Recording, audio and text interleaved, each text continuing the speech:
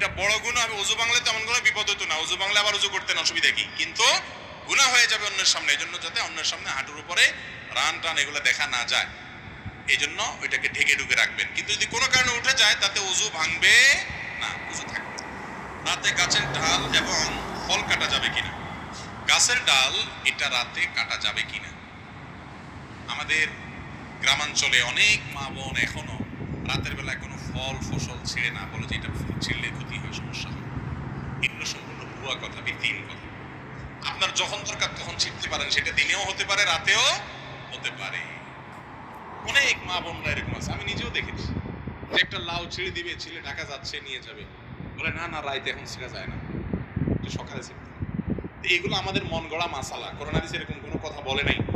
আপনার প্রয়োজন হলে কোনো গাছের ডাল, কোনো আপনার সবজি, কোনো কিছু এটা রাত্রেও ছিঁড়তে পারেন, দিনেও ছিঁড়তে পারেন। ইসলাম যেটা বলে নাই সেটা নিজের থেকে যদি বলেন সেটা কুসংস্কার, সেটা কখনো কখনো বেদাত হয়, এবং বেদাতের ঠিকানা জাহান্নাম হয়, ডেঞ্জারাস কথা।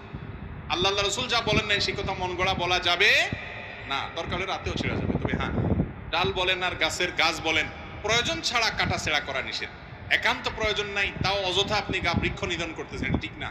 যেটা পরিবেশের ভারসাম্যের জন্য প্রয়োজন, সে গাছ রোপণ করার জন্য আমাদের রাসূল সাল্লাল্লাহু আলাইহি ওয়াসাল্লাম নির্দেশ করেছেন। বিনা প্রয়োজনে গাছ কাটা যাবে না। প্রয়োজন আছে কাটেন, 100 বার কাটেন, কিন্তু সেটা রাতেও কাটতে পারেন, দিনেও কাটতে পারেন, কোনো অসুবিধা নাই। আল্লাহর হুকুমে সবকিছু হয়, এটার যৌক্তিক ব্যাখ্যা সংক্ষিপ্তভাবে বলবেন। আল্লাহর হুকুমে সবকিছু হয়, এই কথাটা এইভাবে বলা ঠিক না। বলতে হয় সব আল্লাহর জ্ঞাতসারে হয়, আল্লাহর অজান্তে কিছু হয় না, কে কি করে সব আল্লাহ জানে, এটা ঠিক। আল্লাহর হুকুমে সবকিছু হয়, এই হুকুমে বলতে আমরা যেটা বুঝি সাধারণত ওই অর্থে এটা ঠিক না। কারণ একজন চোর চুরি করে, সেটাও কি আল্লাহ হুকুম করছে তারে? তবে হ্যাঁ, আমরা যারা বলি আল্লাহর হুকুমে সবকিছু হয়, আমাদের উদ্দেশ্য ওইটাই, মানে যে যা করে আল্লাহ তাআলা জানেন কে কি করতেছে, তাকে করার সুযোগ আল্লাহ দিয়ে রাখছেন, কিন্তু আল্লাহর হাতে সেটা, আল্লাহ দেখতেছেন। আল্লাহর হুকুমে মানে আল্লাহর নিয়ন্ত্রণে আছে, আল্লাহ দেখতেছেন, আল্লাহর জ্ঞাতসারে আছে, এর মাধ্যমে সবকিছু হয়। আল্লাহর অনুমতি বা আল্লাহর জ্ঞাতসার ছাড়া কিছু হয় না, এটা ঠিক আছে। কিন্তু আল্লাহর হুকুম মানে আল্লাহর নির্দেশে সবকিছু হয়, এটা ঠিক না। তাহলে যে চোর চুরি করে সে কি আল্লাহর নির্দেশে করে নাকি? হ্যাঁ, এভাবে বলা ঠিক না ওই অর্থে। বিবাহের উদ্দেশ্যে হিন্দু মেয়ের সাথে প্রেম করা যাবে কিনা?